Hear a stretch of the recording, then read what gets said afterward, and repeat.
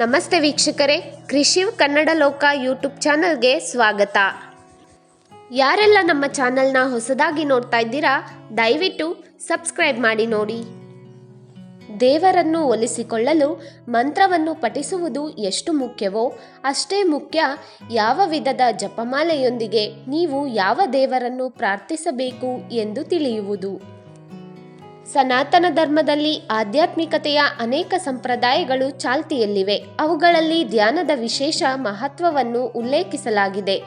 ಯಾವುದೇ ವ್ಯಕ್ತಿ ತನ್ನ ಇಷ್ಟದ ದೇವರಿಗಾಗಿ ಧ್ಯಾನಿಸಿದಾಗಲೆಲ್ಲ ಅವನು ಮನಸ್ಸನ್ನು ಕೇಂದ್ರೀಕರಿಸಲು ಮಂತ್ರವನ್ನು ಪಠಿಸುತ್ತಾನೆ ಮತ್ತು ಆ ಸಮಯದಲ್ಲಿ ಜಪಮಾಲೆಯೊಂದಿಗೆ ಮಂತ್ರವನ್ನು ಪಠಿಸುತ್ತಾನೆ. ಹಿಂದೂ ಧರ್ಮದಲ್ಲಿ ವಿವಿಧ ದೇವರುಗಳು ಮತ್ತು ದೇವತೆಗಳಿಗೆ ವಿಭಿನ್ನ ಮಾಲೆಗಳ ಮಹತ್ವವನ್ನು ಹೇಳಲಾಗಿದೆ. ಯಾವ ದೇವತೆ ಅಥವಾ ದೇವರಿಗೆ ಯಾವ ಜಪಮಾಲೆಯೊಂದಿಗೆ ಮಂತ್ರವನ್ನು ಪಠಿಸಬೇಕು ಎಂಬುದರ ಸಂಪೂರ್ಣ ಮಾಹಿತಿ ಇಲ್ಲಿದೆ. ವಿಷ್ಣುವಿಗೆ ತುಳಸಿ ಜಪಮಾಲೆ. ವಿಷ್ಣು, ರಾಮ ಅಥವಾ ಶ್ರೀಕೃಷ್ಣನನ್ನು ಪೂಜಿಸುವಾಗ ತುಳಸಿಯ ಮಾಲೆಯೊಂದಿಗೆ ಪಠಿಸುವುದು ಮಂಗಳಕರವಾಗಿದೆ. ತುಳಸಿಯ ಮಾಲೆಯೊಂದಿಗೆ ಪಠಿಸುವುದರಿಂದ ಅನೇಕ ಯಜ್ಞಗಳಿಗೆ ಸಮಾನವಾದ ಸದ್ಗುಣ ಫಲಿತಾಂಶಗಳನ್ನು ಪಡೆಯಬಹುದು ಎಂಬುದು ಪೌರಾಣಿಕ ನಂಬಿಕೆಯಾಗಿದೆ. ತುಳಸಿ ಮಾಲೆಯೊಂದಿಗೆ ವಿಷ್ಣುವನ್ನು ಧ್ಯಾನಿಸುವುದು ಖ್ಯಾತಿ ಮತ್ತು ಅದೃಷ್ಟವನ್ನು ತರುತ್ತದೆ. ಶ್ರೀಗಂಧದ ಮಾಲೆ. ಶ್ರೀಗಂಧದ ಹಾರವನ್ನು ಬಹಳ ಮಂಗಳಕರವೆಂದು ಪರಿಗಣಿಸಲಾಗುತ್ತದೆ. ಎಲ್ಲ ದೇವರುಗಳು ಮತ್ತು ದೇವತೆಗಳ ಹೆಸರುಗಳನ್ನು ಬಿಳಿ ಶ್ರೀಗಂಧದ ಜಪಮಾಲೆಯೊಂದಿಗೆ ಪಠಿಸಬಹುದು. ಶ್ರೀಗಂಧದ ಮಾಲೆಯೊಂದಿಗೆ ವಿಷ್ಣು, ತಾಯಿ ಸರಸ್ವತಿ, ಶ್ರೀರಾಮ ಮತ್ತು ಗಾಯತ್ರಿ ಮಂತ್ರವನ್ನು ಪಠಿಸುವುದು ವಿಶೇಷ ಫಲಿತಾಂಶಗಳನ್ನು ನೀಡುತ್ತದೆ. ರುದ್ರಾಕ್ಷಿ ಜಪಮಾಲೆ. ರುದ್ರಾಕ್ಷಿಯು ಶಿವನಿಗೆ ತುಂಬ ಪ್ರಿಯವಾಗಿದೆ.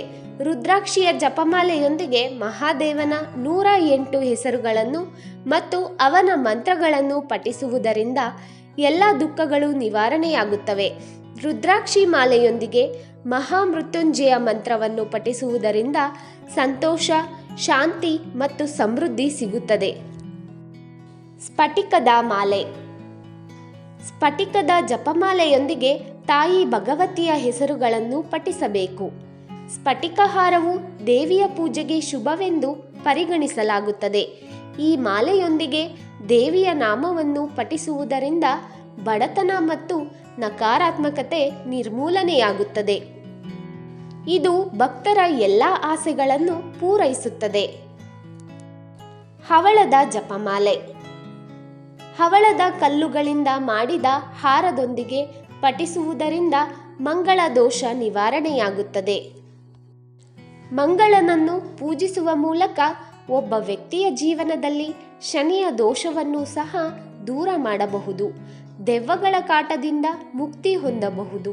ಹನುಮಂತನ ಮಂತ್ರಗಳನ್ನು ಹವಳದ ಮಾಲೆಯೊಂದಿಗೆ ಪಠಿಸಬೇಕು. ಇನ್ನು ಕೊನೆಯದಾಗಿ ಅರಿಶಿನದ ಮಾಲೆ. ಅರಿಶಿನ ಉಂಡೆಗಳಿಂದ ತಯಾರಿಸಿದ ಹಾರದೊಂದಿಗೆ ಗಣೇಶನ ಹೆಸರುಗಳನ್ನು ಪಠಿಸಬೇಕು. ಗುರು ಕೂಡ ಈ ಜಪಮಾಲೆಯೊಂದಿಗೆ ಮಂತ್ರವನ್ನು ಪಠಿಸುವ ಮೂಲಕ ಸಂತೋಷ ಪಡುತ್ತಾರೆ.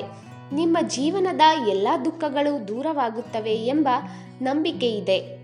ವೀಕ್ಷಕರೇ, ಈ ಮಾಹಿತಿ ನಿಮಗೆ ಇಷ್ಟವಾದಲ್ಲಿ ದಯವಿಟ್ಟು ವಿಡಿಯೋವನ್ನು ಲೈಕ್ ಮಾಡಿ, ಚಾನಲನ್ನು ಸಬ್ಸ್ಕ್ರೈಬ್ ಮಾಡಿ. ಕೇಳಿದ್ದಕ್ಕಾಗಿ ಧನ್ಯವಾದಗಳು. ಮತ್ತಷ್ಟು ಒಳ್ಳೆಯ ಮಾಹಿತಿಗಾಗಿ ದಯವಿಟ್ಟು ನಮ್ಮ ಚಾನಲನ್ನು ಸಪೋರ್ಟ್ ಮಾಡಿ.